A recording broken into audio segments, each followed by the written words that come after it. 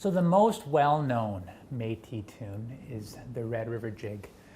Like you've learnt, it's used for dancing. It's used for the dancer to dance the Red River Jig. And depending on where you are, even in Alberta, in the different regions, you'll hear different styles, different ways of playing.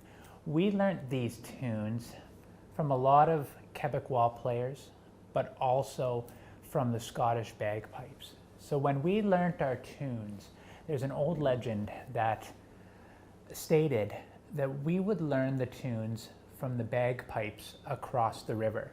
So they would play the tunes and we would listen to them and we would have our fiddles and we would try our best to learn what they were playing. So this tune, and we talked a little bit about the history, it was another tune, it was a French tune, but we learned it and we adapted it. And then people from different regional parts of Canada and even on the provincial level as well play it just a little bit different. So we're going to explore, before we jump into the Red River Jig, we're going to explore a couple of different Red River Jigs. There was a player by the name of Andy Desjarlais out of Manitoba, and when we think of the Red River Jig, a lot of players play his style, and that's the version that I played for Luke during his segment. The thing about Andy is he had a record deal back in the 40s, and that's where everybody learned the Red River Jig from, because his version got out there. But if you go into these communities and you listen to these old timers play, there's just as much life, just as much feel in their versions as in Andy's. So we're going to explore a little bit of those right now. We're going to start off with Andy's version, and then we're going to go from there. Here's Andy Desjarlais' version of the Red River Jig.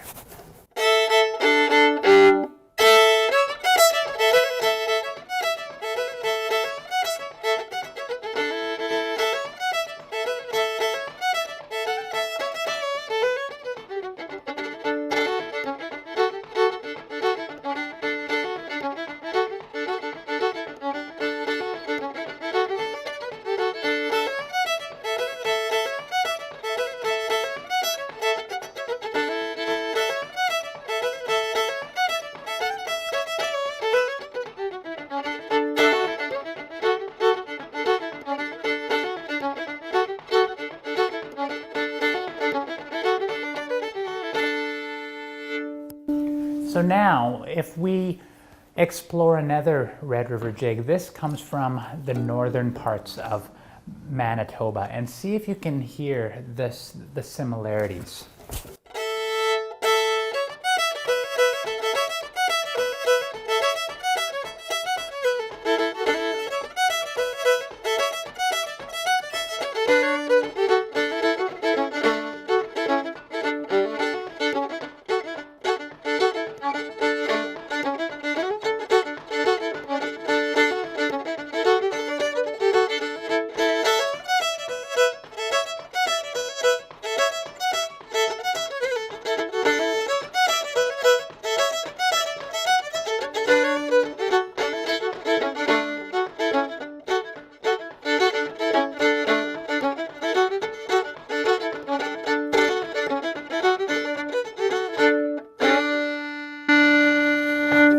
Now let's explore one more. Let's explore a style of the Red River Jig that I got from Gary Prudent. He lives in Goodfish Lake, Alberta, and it's very similar, but it's still lilted. It still has the same feel as it does, you know, for the dance.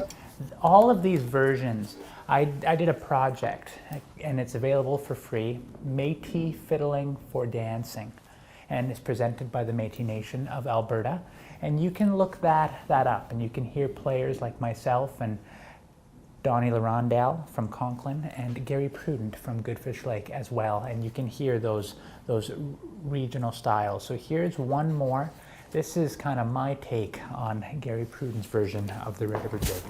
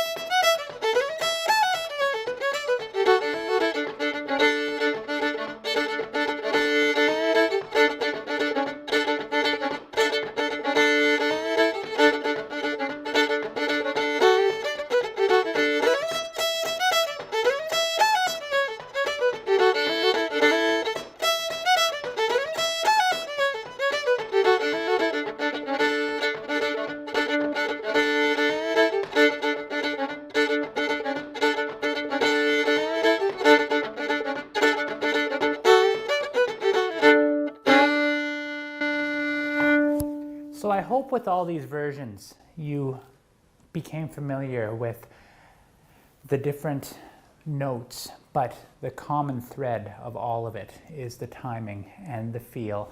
When our tunes are played with the Métis tradition in mind, it is really tough to not have that feel and that lift. And when you're playing the Red River Jig, it's very important to connect to the dancer and to connect with the person that is playing.